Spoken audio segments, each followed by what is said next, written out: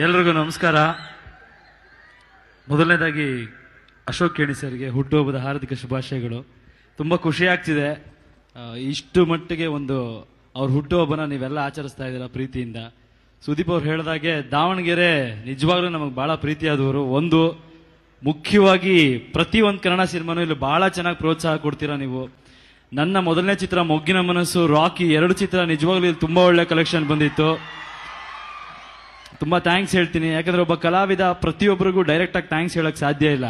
ಆದರೆ ಈ ಥರ ಒಂದು ಸಂದರ್ಭ ಸಿಕ್ಕಿದಾಗ ನಿಮ್ಮಲ್ಲಿಗೆ ನಿಮ್ಮೂರಿಗೆ ಬಂದು ನಿಮಗೆ ನೀವು ಒಂದು ಕೊಟ್ಟಿರೋ ಆಶೀರ್ವಾದ, ನೀವು ಒಂದು 50 ರೂಪಾಯಿ ಟಿಕೆಟ್ ನೋಡಿ ಇವತ್ತು ನಮ್ಮ ಕೊಟ್ಟು ಫಿಲಮ್ ನೋಡಿ ನಮ್ಮನ್ನು ಇವತ್ತು ಬೆಳೆಸಿರೋದಕ್ಕೆ ಬಂದು ನಿಮ್ಗೊಂದು ಕೃತಜ್ಞತೆ ಸಲ್ಲಿಸೋಕೆ ಇದೊಂದು ಜಾಗ. ಅದು ಈ ಕೇಣಿ ಸರ್ ಅವರು ಬರ್ತ್ಡೇ ಮುಖಾಂತರ ಇಷ್ಟು ದೊಡ್ಡ ಮಟ್ಟದಲ್ಲಿ ಸಿಕ್ಕಿದೆ. ಎಲ್ರಿಗೂ ನಾನು ಮತ್ತೊಮ್ಮೆ ಥ್ಯಾಂಕ್ಸ್ ಹೇಳಕ್ ಇಷ್ಟಪಡ್ತೀನಿ. ದಾವಣಗೆರೆಯಲ್ಲಿ ಇನ್ನೊಂದು ಇತ್ತೀಚೆಗೆ ತುಂಬಾ ಸಾಕಷ್ಟು ಒಳ್ಳೆ ನೆನಪುಗಳಿವೆ ನಮಗೆ.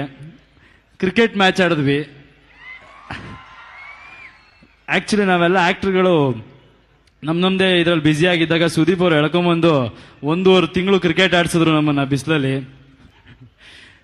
ಎಲ್ಲದಕ್ಕಿಂತ ಮಜಾ ನಾವು ಆ ಕ್ರಿಕೆಟ್ ಆಡ್ಬೇಕಾದ್ರೆ ಏನಿತ್ತೋ ಇಲ್ವಾ, ಲಾಸ್ಟ್ ಅಲ್ಲಿ ನಾವು ಬಂದು ಒಂದು ಫಂಕ್ಷನ್ ಮಾಡಿದ್ವಿ. ನಿಮ್ ಎಲ್ರಿಗೂ ನೆನ್ಪಿರ್ಬೇಕು ಬಂದಿರೋರಿಗೆ.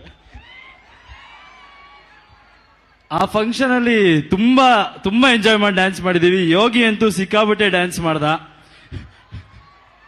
ನಾನು ಜೊತೆ ಡ್ಯಾನ್ಸ್ ಮಾಡಿದ್ದೆ. ಸುದೀಪ್ ಅವ್ರು ಹೇಳಿದ್ರು ಈಗ ನಾನು ಡ್ಯಾನ್ಸ್ ಮಾಡ್ತೀನಿ, ಯೋಗಿ ಡ್ಯಾನ್ಸ್ ಮಾಡಲ್ಲ ಅಂತ.